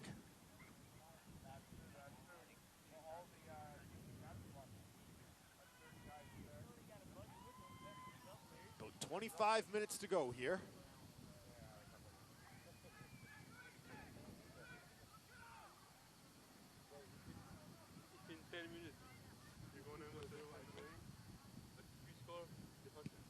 Cavalluzzo gets us back underway.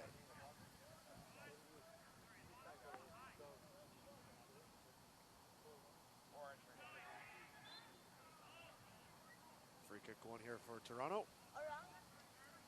Taken quickly. Olseth was moving forward, saw the ball coming in his direction and had to do a double take and stop up.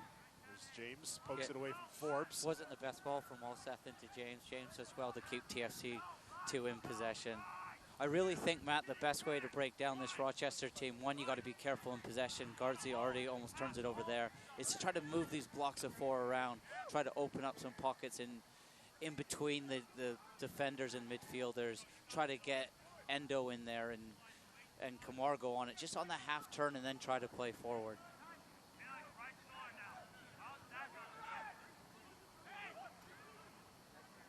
There's Forbes swinging it wide across.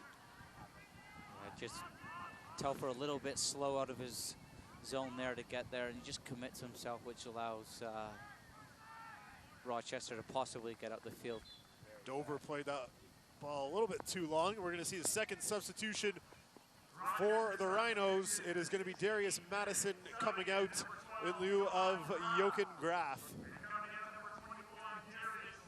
So the hero of the match from last Saturday, Graf, will come on for Madison, and he will get just under 25 minutes here this evening. He didn't need long last week. I thought good performance from Madison. I'm impressed with him. Very quick, works his socks off for the team. Good ability. The ball sticks when it goes into him.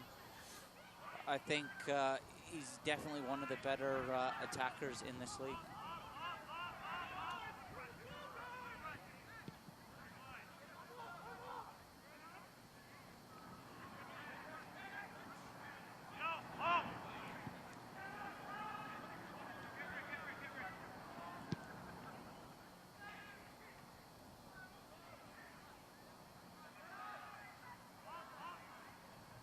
TFC controlling on the back line. There's Oncomni. We wouldn't be surprised, Matt, at some point if we see the third Trinidadian in today, Ricardo John, possibly come in at some point. Maybe for Ben Spence. There's been a lot of football from him after coming off of a serious knee injury. Just protect him a little bit. This turf's not easy on your body. And we saw Ricardo John last year, I believe it was in September, maybe in August, in his TFC2 debut, a brace against Montreal in a losing effort, but it was a spectacular debut for him. Important interception there from Peters. Very important. If he doesn't get there, Ryan James is in. I don't mind Ryan James playing on the right-hand side if I'm Jason Bent. I think he's more of a threat when he plays in the pocket underneath. Peters just gets there in time. Yeah, good habit that John's got, nicking goals. There's a couple of brave headers he scored last year. We just stuck his head in where it's going to hurt. Yeah, definitely has the knack for that that finishing touch. Good problem to have for a center forward. Yeah. He's a little bit raw. I think his game needs to be refined a little bit, but he works extremely hard. I've done a little bit of work in the academy so far this year. He's one who's willing to learn. He wants to get better. I think he can play in a 2, also can play on his own up top. Oh, great play there from Olseth. Was not able to keep it in, but from his hip was able to swing the ball away, and if he would have been able to get it to Andrews, it would have been a spectacular play, but a very solid effort regardless.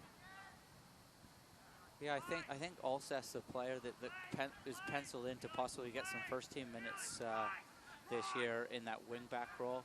At the moment, there's only really Beitajor who can play there, so huge cherry for him if he keeps performing well. Yeah, so tonight, likely an audition of sorts for him. We know when they can, the brass of the first team, head coach Greg Vanny and general manager Tim Bezbachenko, come out to the Ontario Soccer Center as often as possible, and they are likely here in attendance this evening, scouting some of the pieces that they've got in the chest. Yeah, I don't think these players are involved with the first team.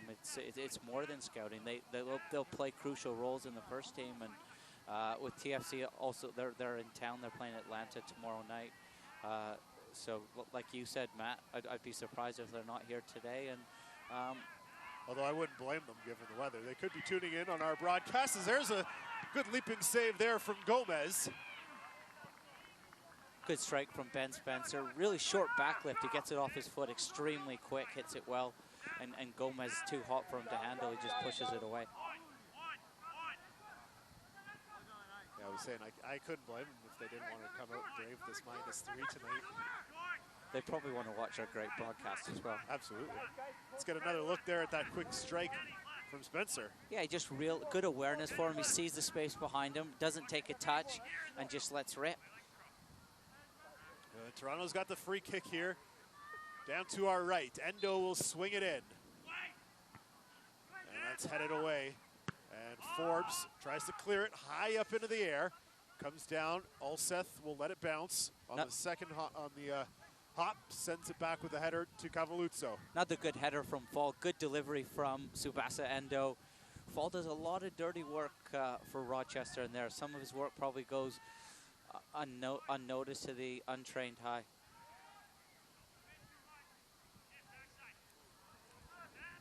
Camargo trying to pick out Spencer.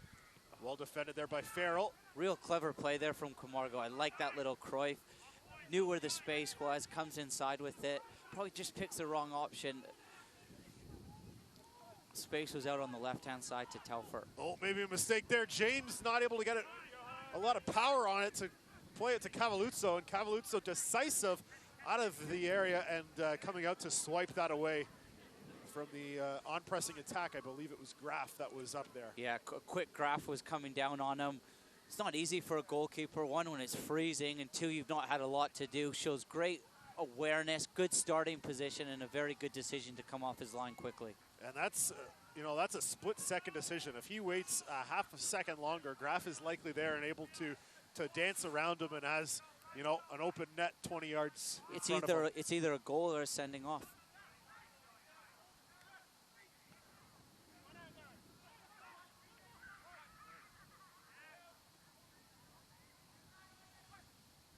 Garzi trying to work around Onconi into the area.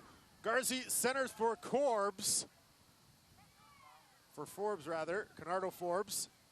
There's a deflection, and it's gone just wide.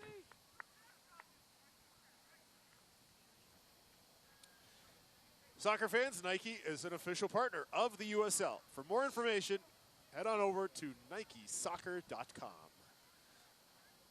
Garzi's had a good impact since coming off the bench. There we see him just cut inside. Maybe picks the wrong option. He tries to pick out Forbes at the edge of the box when he just created that half yard for himself to have the shot. Good defending at the near post from Graf. Corner sent in. Looks like Farrell up to get it. Headed away.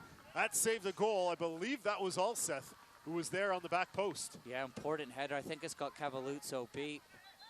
Possibly Felix it was, Matt. Goes up and wins the header. Again, just a driven ball into the box. Felix raises high. Good leap from him and an important header. Substitution here for the Rhinos, the third and final. It is going to be Ryan Bukimia coming on in place of Brandon Beresford. Let's take a look at that latest corner one more time. Ball in from Forbes. Probably you were right, Matt, Farrell just gets up Felix in the air. was there as well. Yeah, between the two of them, I think Farrell gets the last contact on it. Real important header at the back post from Ulseth. Graf with the cross there. Garzi trying to run onto it to keep it in the park. Does so. There's Fall. Played through, looking for Bukemia just on. Looking for some substitution magic again is Bob Lilly, but That's broken up smartly by Toronto. They clear only as far as midfield before the Rhinos retake control. Important interception from Monconi. I like that ball from Fall. Tries to play a straight ball onto a diagonal run. Just this turf mat is so slow, allows Monconi to get there.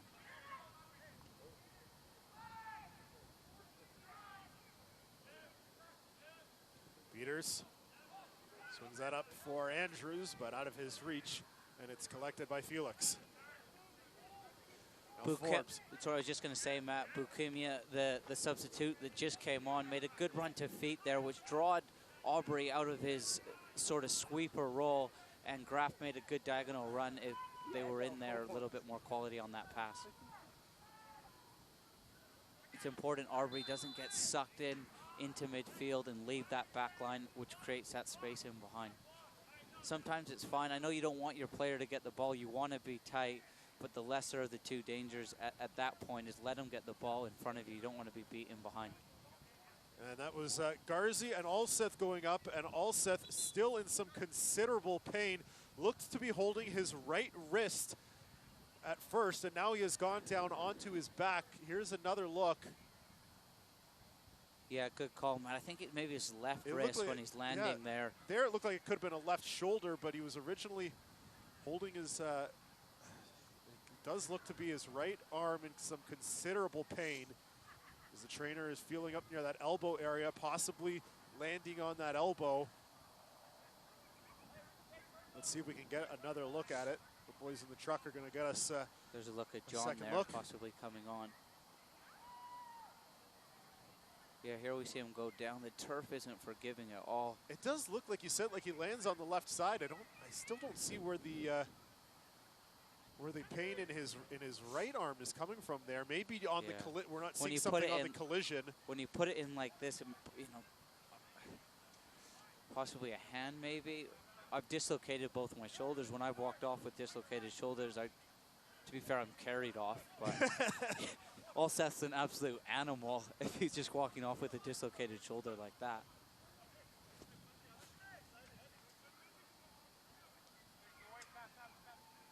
I have not seen an official announcement about a substitution. We saw John getting ready to go on. I don't know whether it's a change of plan now that Alsace had to go off.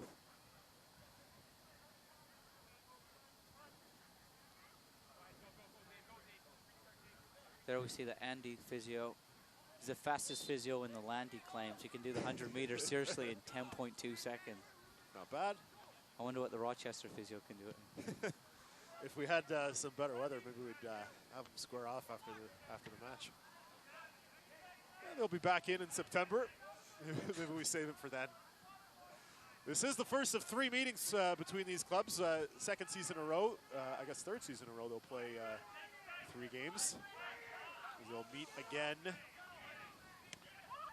July 26th in New York, and then September 2nd back here at the Ontario Soccer Center.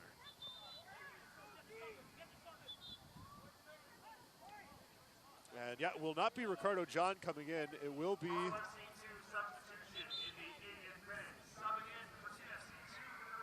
Jordan McCrary. Jordan McCrary.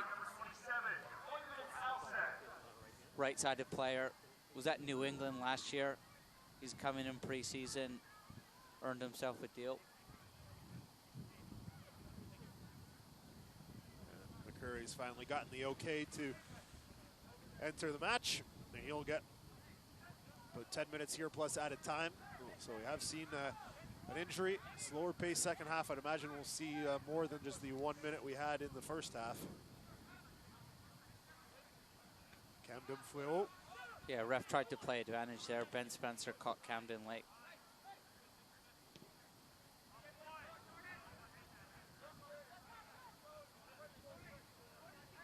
Some good movement from Rochester in the last 5 minutes.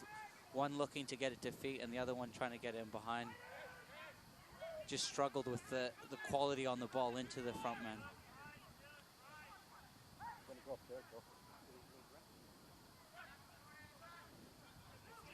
Bukemia unable to keep that in. Ben Spencer did get a yellow card on that play while we were trying to sort out the substitution and the injury. Spencer given the yellow card. And when we have a moment, we will show you that foul. And here it is. Yeah, Ben Spencer working hard. You'll see him come across the line here. Camden just lets it go. Ben Spencer catches him late. Not a yellow card for me. Smart play there from Fall. Frees it up. Garzi now. Camden Feo. Dispossessed. Garzi deflects it back to him. Aggressively defending there from Onkoni, and he wins a free kick to the Rhinos. He gets a little bit too tight on Camden there. Just needs to jockey him, just stay off him. Doesn't need to go win it there unless 100% he knows he's going to get all ball. Poor John, it was ready to come off the bench. Jason Bent was going to roll the dice, possibly bring another striker on, probably to put him on for Big Ben Spencer, but because he used the 2 substitutions at halftime, needed to make a change for Allseth. It's not going to be John's night tonight. And that's where the rule change of 5 substitutes down to 3. And there's a great save from Cavalluzzo as he comes diving across to his left. Oh, that looked like a sure goal off that corner. Massive save from Cavalluzzo. Huge save. A little bit of redemption for him. He got a ton of criticism for that first goal in Orlando. He comes up huge. I love that about football. There's no in between. He makes a game-saving save for TFC2 on Fall at the back post. So it remains 0-0 here in the 83rd minute. The best chance so far coming to the Rhinos. And Jochen Graf is in offside. Yeah, I think Graf was offside. Bukimia made a similar run. I think he was onside. Here we're going to see the save. A low ball into the box from Forbes. Goes past everybody. Fall at the back post. Just sort of stabs at it. Cavalluzzo, look how quick he's over. Makes himself as big as possible.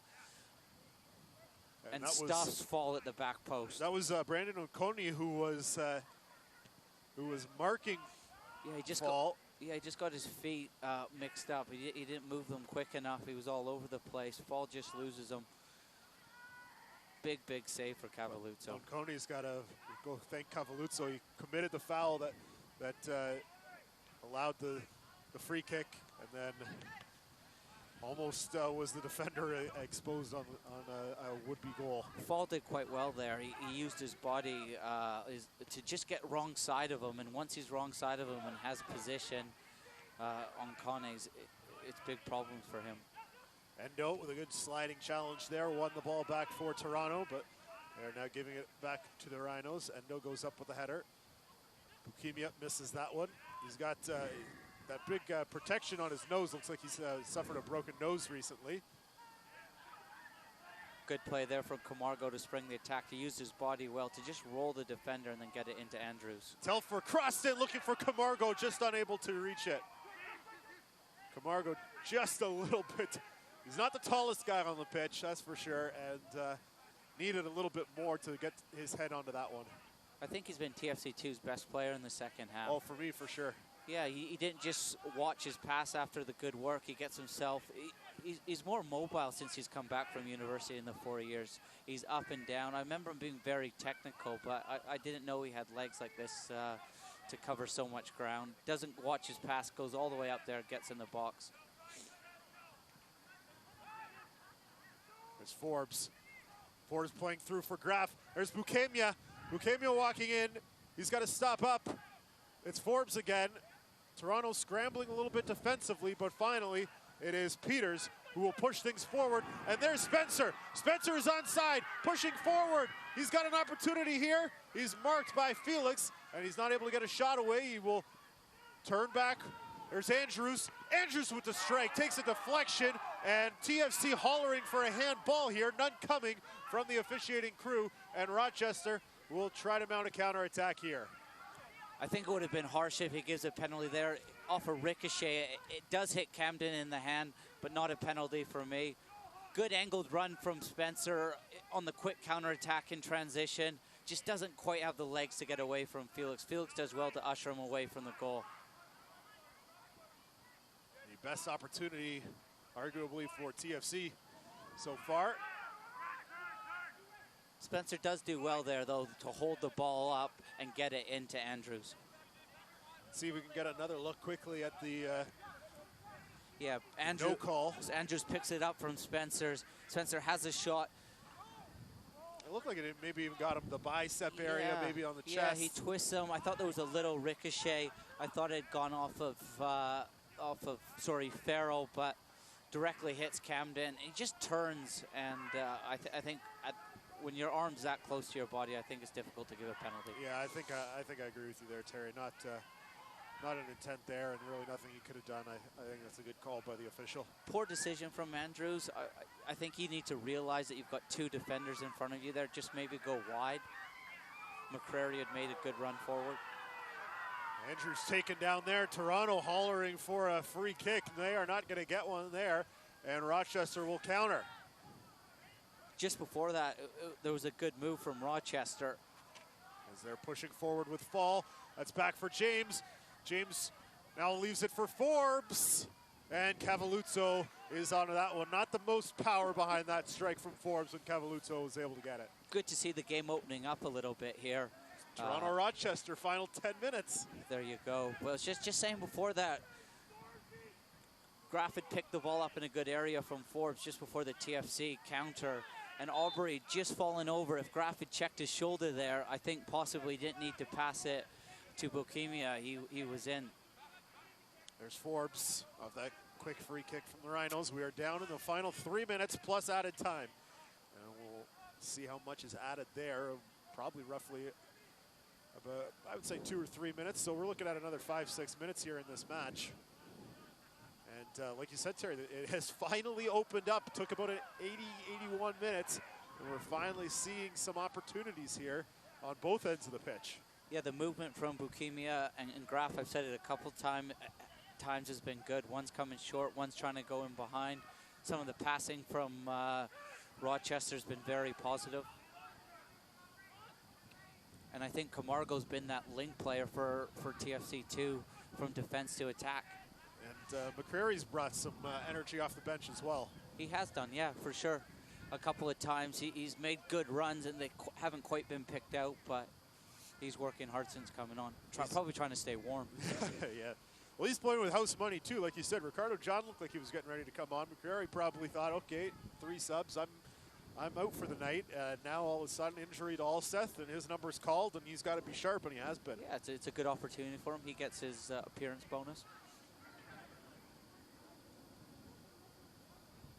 Corner kick here for the Rhinos. Swung in, Cavalluzzo goes up and makes sure that he's got a firm grip with both hands as he comes down. Yeah, that's probably the one weakness in his game, because he's probably just about 6 feet, is coming for crosses. He dropped one in Orlando, so that'll be good for his confidence there, coming out and picking that out of the air. Nearly deflected there by Graff, at least it looked like it from our vantage point. Endo, Onconi, all the way back to his keeper. Inside the final minute before added time. No indication just yet. Here's Endo. Good little ball around the corner from Serge. Endo looking for an open teammate, as Peter's able to run onto it. But in the middle, looking for Andrews. It's deflected by a Rhino right on to goalkeeper Gomez. Peters finds Telfer. Telfer takes a great first touch inside with it. There's a ton of space in front of him. For the first time all game, Fall wasn't there backing up his fullback and wide player. Telfer could have kept running with it there, tried to commit one of those defenders. Just crossed it a little bit too early.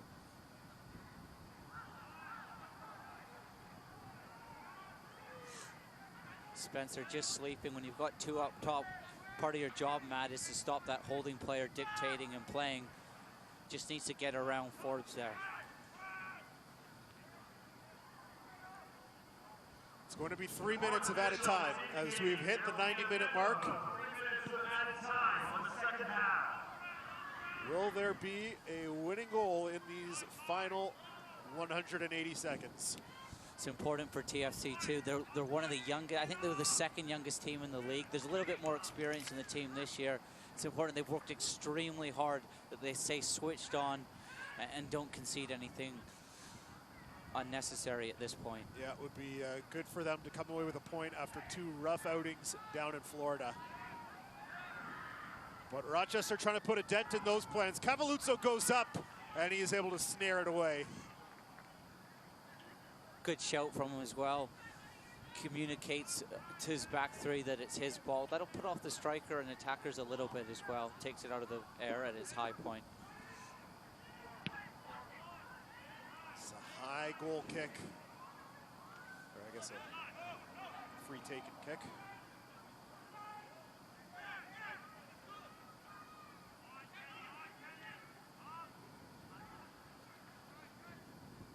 Too easy from Endo. That throw-in comes into Forbes. He's got to stop that, and that's what starts this attack. Fault for Garzi. Crossed in and headed away. I think that was Peters that got a touch to it to thwart that Rhino attack. So those little things. We talk about the concentration. It all comes from the throw-in, these two. Now the second phase of the attack. There's Garzi trying again. And maybe a little bit of miscommunication there with Ryan James. I think he was expecting it low and hard, and it was lofted up above him. There's Spencer. Endo. Endo wins the free kick for Toronto. And I think that's going to be a booking as well. Yeah, professional foul from Fall there. He knows exactly what he's doing, stops that attack. Here's Onconi into the final minute here of added time. Onconi back for Cavalluzzo. Pushed up. Looking to pick out Telfer. It's Fall. Doesn't connect. Peters will throw inside 30 seconds. There's Telfer pushing forward. Telfer with a strike, and it's wide. I mentioned about 5 minutes ago, that's exactly what I wanted Telfer to do with it. When he picks it up out wide, he's got a half a yard on his defender. Keep running with it, just isn't able to get a full connection on his shot. Aubrey heads that forward. It's back for Rochester. And there it is. That is full time here at the Ontario Soccer Centre. A 0-0 draw between Toronto and Rochester in the TFC2 home opener. We will have our final thoughts shortly. It was a spirited affair in the second half anyway, as the game really started to open up in the final 10 minutes or so. Few chances each side, but nothing able to find the back of the net. Terry and I will have our full-time thoughts when we return. We are watching USL Soccer.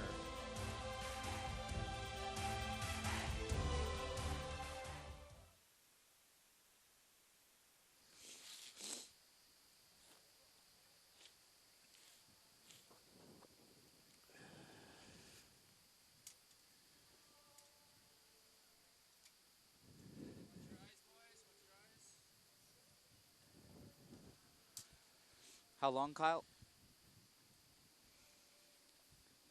Okay. Yeah. Yeah.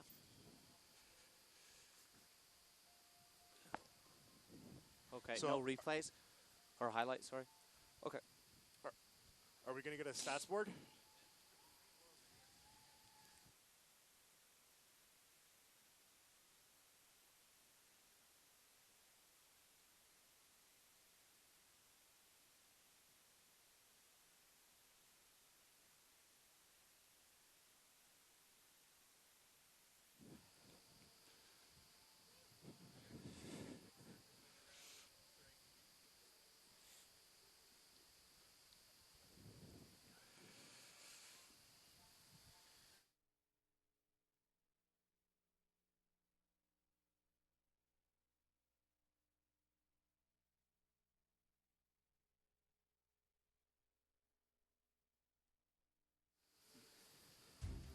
Full time at the Ontario Soccer Centre.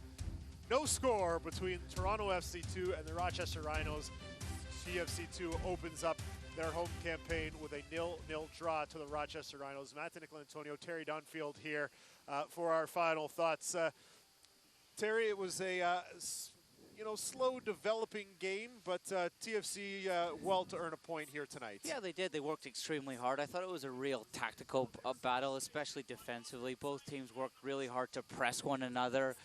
And in possession, both teams struggled to play out of that. At the end, the game opened up a little bit. Cavalluzzo was called upon a couple times late on after not having a lot to do and made some real key saves, which will be great for his confidence moving forward.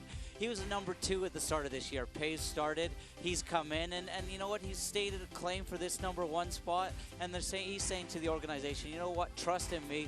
We don't need to bring in another keeper. Full-time stats. No goals on either side, of course. Shots 12-11. We saw 0-0 shots on goals at the half, and we finally saw some offensive opportunities there. A lot of corners tonight as well, and 1 booking on each side. All in all, a good game for Toronto. They'll be happy with the 1 point after 2 unfavorable results down in Florida. Toronto is off for a week now. They'll be back in action at Ottawa on Saturday, April 22nd.